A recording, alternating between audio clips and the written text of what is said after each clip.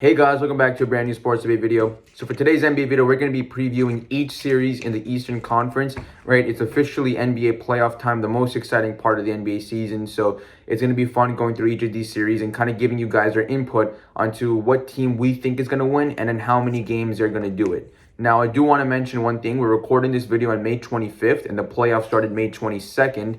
So all the game ones for each series have already completed, and game two for the Bucks and Heat series has completed. And the game two for the Nets and Celtics will happen tonight. So by the time you guys watch this video, you already know what happened in game two of that series. So that's something I wanted to get out of the way. So now let's not waste any time. Let's get started with the 1-8 matchup, the Philadelphia 76ers being the number 1 seed and the Washington Wizards being the number 8 seed. So we all saw game one. Philadelphia 76ers took game one, so they currently have a 1-0 lead over the Washington Wizards. And that was a very close game. It was a very good game as well. There were some last-second mistakes by the Washington Wizards. They had a lot of opportunities to come back and tie the game. Ben Simmons struggled from the free throw line a lot, which obviously opened up a lot of windows. That's something that he's going to have to clean up before he moves on to the series, because especially missing free throws in late-game situations, and they're purposely trying to foul him to get him to the line. He has to. I mean, we all know Ben Simmons struggles with his shot, but you can't miss. I think, what did he go like? He went like 5-11 or something absurd like that from the free throw line. It was He really missed, poor. yeah, he missed more shots than he made. So that's something he's gonna have to clean up. But now many people thought this series was going to be a sweep. I don't think so. Washington plays with a lot of intensity. You obviously can't count out Russell Westbrook and Bradley Beal. Russell Westbrook has underperformed in the playoffs in his career, but I still feel like the Washington Wizards are more than capable of at least taking one game or two games. And we saw in game one how it was a very close game. If Russell Westbrook didn't make that mistake at the end, now I don't think he stepped out of bounds. I think his heel was above the ground. Me too. But once again, yeah. So once again, I mean, it should have never gotten to that point, but I still feel like the Washington Wizards are capable of taking one or two games because they have Westbrook and Beal. But I'm still going to go to Philadelphia 76ers because they are clearly a much better team. So I'm going to say Philadelphia in 5. Dylan, what do you think?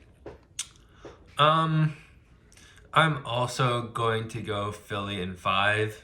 I highly doubt that the Wizards can take Philly to 6, considering this is the 1-8 matchup and Philly has earned the first seed, and the Washington Wizards had to go on a huge winning streak in the past last 20 games of the season and in the play-in to make it here. So I just think that the Sixers are an overall better team. They obviously have the best player on the court, which is Joel Embiid. Joel Embiid did have a very, very solid game, 30-6. But the big player for the Sixers was actually Tobias Harris.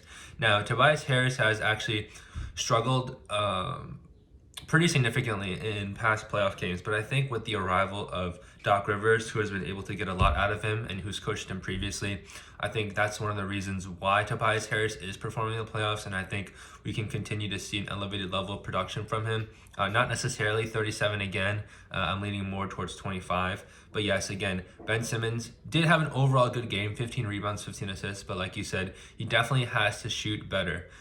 He is a shooting liability, so maybe that's not the greatest thing to ask of him, but at least he has to push the tempo. He has to get fast break transition, layups or dunks, what he's really good at. Now, I will say the one good thing for the Wizards the past game was actually Bradley Beal's performance, scoring 33 points and 10 rebounds, 6 assists. Because Bradley Beal, since injuring that hamstring in the third or fifth last game of the season, really hampered him. And you can see that since returning from that hamstring for the past 3 or 4 games, he hasn't really been performing well. It looks like it's been hampering him. But he really did play, almost pretty great in this first game. So I think that's a really big plus for the Wizards. And I don't think Russell Westbrook will have this poor of a shooting game again, because I know you said Russell Westbrook underperforms in the playoffs, but I think a few bad series over his career is not really something to worry about. And I actually disagree with the notion that he is a playoff underperformer. I think that he actually does very good in the playoffs. It's just some bad series have completely washed away any of the good that he's done. So I think Westbrook and Beal will continue to perform well, especially Beal now that he looks like he's finally recovering from that hamstring. So I think the Wizards can definitely take one game off. I would definitely give them, not the next game, I'd probably give them game 3 or 4. Just so that it's not a complete sweep. But I also definitely have the 76ers winning because of Joel Embiid's dominance, Tobias Harris's improved performance, and I think Ben Simmons will step it up too. So now... So, yeah, So now we're going to move on to the 4-5 matchup. This is probably going to be one of the best series in the first round, other than the Blazers Nuggets, which we'll get into in the next video.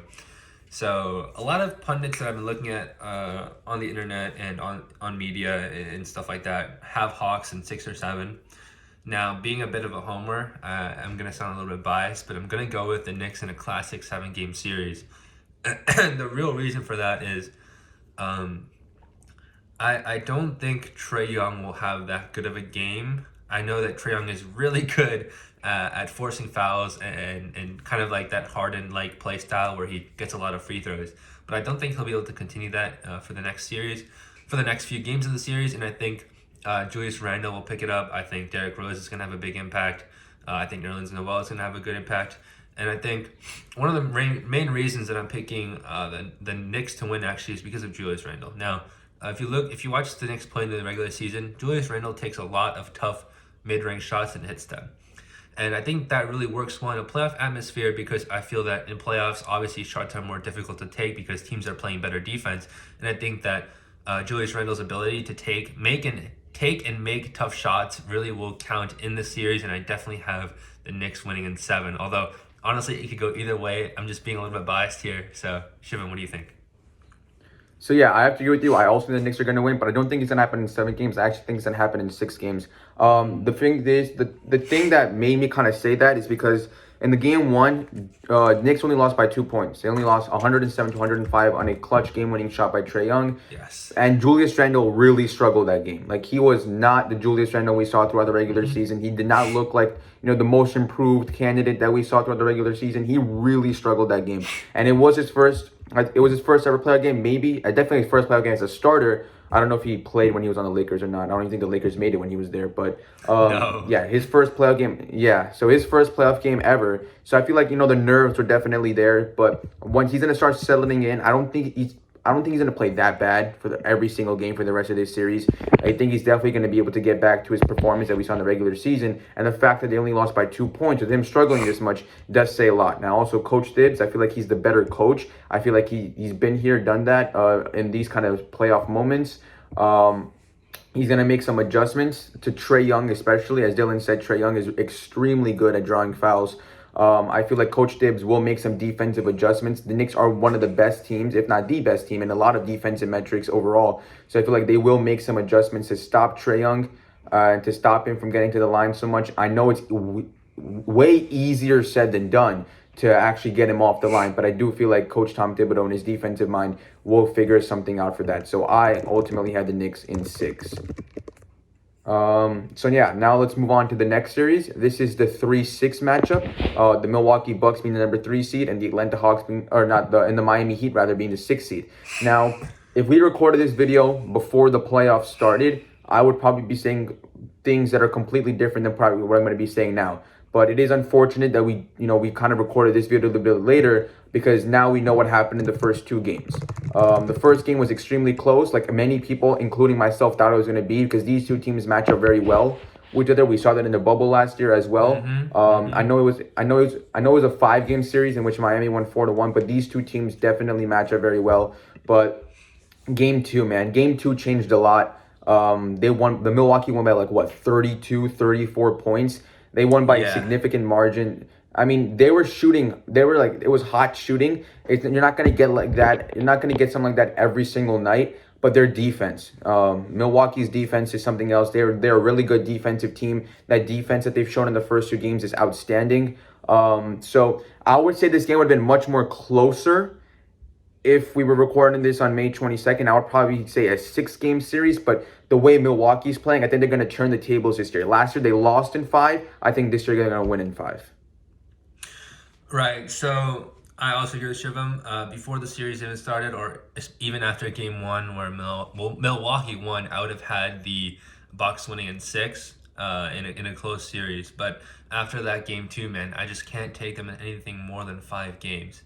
Shivam touched on a lot of things here, like the Bucks offense going crazy and scoring 46 in the first quarter. Now, obviously, that level of scoring and that level of 3-point shooting from like a Bryn Forbes or like Pat Connaughton is not sustainable, right? They're not going to shoot as good from long range as they did in the second game, right? But what I do think is sustainable, like Shivam said, is Giannis Antetokounmpo playing really well and being able to dive to the rim and being able to dish out.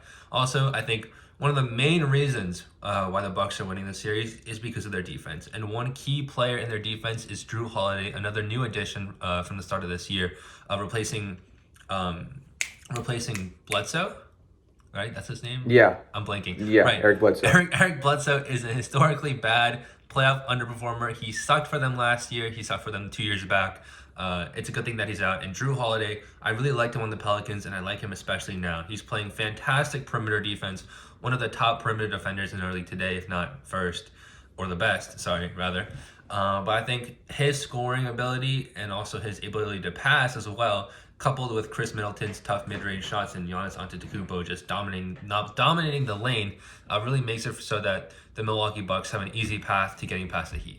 Now, I want to say for the Heat, all of their players have been underperforming besides maybe a Duncan Robinson and a Dragic. Yeah. Like Jimmy Butler, really bad shooting in the first game and didn't really pick it up in the second game either. I think he shot 40% the second game. Only scored 10 points. He was not looking aggressive. He was looking passive as ever. He did not want any part of Giannis Antetokounmpo whatsoever. And also, Bam Adebayo, obviously, he also played really bad the first two games. Maybe he'll pick it up. I have confidence in him too. But he was also looking passive. And Tyler Hero, man. He needs to be more aggressive. Yeah, and Tyler Hero, man. People were saying in the bubble, like, he was going off, and people were comparing him to, like, a Jason Tatum. I'm like, that is not true. I thought Tyler Hero was overrated. I think he was a product of the bubble atmosphere. I think Miami said, because when James Harden was available, I think the Houston Rockets wanted Hero. I think the Miami Heat said, no, we don't want to trade Tyler Hero for James Harden. Yeah, they did say that. Anyways, Tyler Hero is unplayable. he just hasn't been playing well all season, and I don't know why people expected him to pick it up in the playoffs. So Jimmy Butler, Bam Adebayo, Tyler Hero, all underperforming. Their two best players, especially Butler and Adebayo, underperforming. Giannis playing well, Middleton playing well, Jrue Holiday playing good defense, assisting. It just makes for a really uneven series, actually. I thought it was going to be a lot closer, but seeing that Jimmy Butler has slowed down, it's kind of over for them.